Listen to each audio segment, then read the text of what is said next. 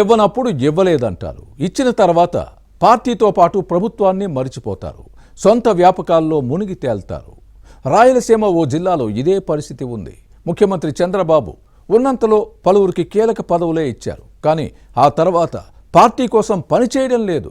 పదవుల్ని అడ్డం పెట్టుకుని పైరువీలు చేసుకుని సొంత వ్యాపారాలను పెంచుకోవడం మినహా పార్టీతో పాటు ప్రభుత్వం కోసం పనిచేయడం మానేశారన్న విమర్శలు వస్తున్నాయి.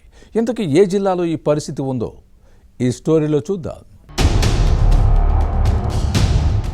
బతకడానికి రాజకీయాల్లోకి రావద్దు, బతుకులను మార్చడానికి పాలిటిక్స్లోకి రండి.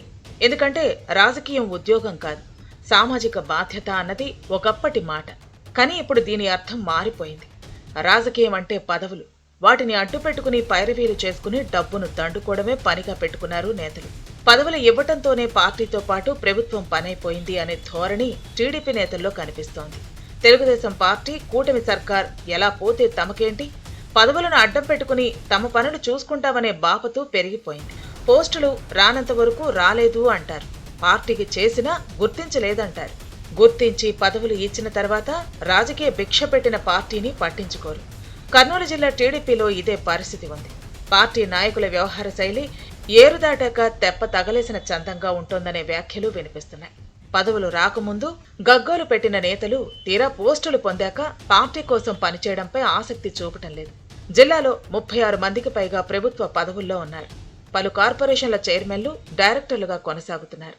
అందరూ టీడీపీ వారే. వీరిలో 4 రాష్ట్ర స్థాయి, మరో 4 జిల్లా లెవెల్ కార్పొరేషన్ల చైర్మన్లు, 28 మంది వివిధ సంస్థల్లో డైరెక్టర్లుగా ఉన్నారు. ఇక పార్టీ పదవుల విషయానికి వస్తే రాష్ట్ర కమిటీల్లో 10 మందికి స్థానం కల్పించింది పార్టీ అధినాయకత్వం.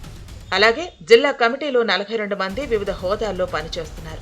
పదవులు పొందినప్పుడు ముఖ్యమంత్రి చంద్రబాబు ఇంద్రుడు చంద్రుడు అంటూ పొగడ్తలతో ముంచెత్తి చిత్రపటానికి పాలాభిషేకం చేశారు. కానీ ఆ తర్వాత కొందరి తీరు మారింది. కార్పొరేషన్ చైర్మన్ల, డైరెక్టర్లు ఎక్కువ మంది సొంత పనులు చేసుకునే బిజీలో ఉన్నారు. పదవులను అడ్డం పెట్టుకుని ఉన్న వ్యాపారాలను విస్తరించుకోవటం, కొత్తవి ప్రారంభించి పనిచేసుకోవటం మొదలుపెట్టారు. పార్టీకి పనిచేసేవారు తక్కువ. ఇక పార్టీ పదవులు పొందిన వారైతే కనీసం జిల్లా టీడీపీ ఆఫీసుకు గానీ, నియోజకవర్గంలోని కార్యాలయాల వైపు తొంగి చూడటం లేదు. కానీ ఒక పనైతే ఖచ్చితంగా చేస్తున్నారు. ముఖ్యమంత్రి చంద్రబాబు, మంత్రి లోకేష్, జిల్లా ఇన్ఛార్జ్ మినిస్టర్ రామానాయుడు లేక మరో మంత్రి వచ్చినప్పుడు హడావుడి మామూలుగా ఉండదు. తమింటి వారు లేరని బిల్డప్ ఇస్తారు. మంది మార్బలంతో వచ్చి ప్రసన్నం చేసుకుంటారు. మిగిలిన రోజుల్లో మాత్రం పత్తా ఉండరు. వ్యాపార వ్యవహారాల్లో బిజీ అయిపోతారు. వైసీపీ నాయకులతో పాటు పార్టీ పేటీఎం బ్యాచ్ కూటమి ప్రభుత్వంపై విష ప్రచారం చేస్తోంది. సోషల్ మీడియాలో ట్రోలింగ్ చేస్తోంది. ఇక సభలు, సమావేశాల్లోనూ అనుచిత వ్యాఖ్యలతో రెచ్చిపోతున్నారు. దూషణలకు దిగుతున్నారు. దీనికి టీడీపీ నేతల నుంచి పెద్దగా కౌంటర్ ఉండటం లేదు. ఏదో మొక్కుబడి తంతుగా కొందరు ఫ్యాన్ పార్టీ విమర్శలను తిప్పికొట్టి చేతులు దులుపుకోవటం మినహా సీరియస్ గా స్పందించకపోవటం విమర్శలకు తావిస్తోంది. టీడీపీ కేంద్ర కార్యాలయం ఆదేశిస్తే ఏదో వివరణ ఇవ్వాలి కాబట్టి ఇచ్చామని మొక్కుబడి తంతుగా ముగిస్తున్నారు. దీంతో వైసీపీ మూకలు మరింత రెచ్చిపోతున్నాయి. తెలుగుదేశం నేతల తీరుపై క్యాడర్ పెదవి విరుస్తోంది. ఈ ధోరణి పార్టీకి నష్టమని భావిస్తోంది.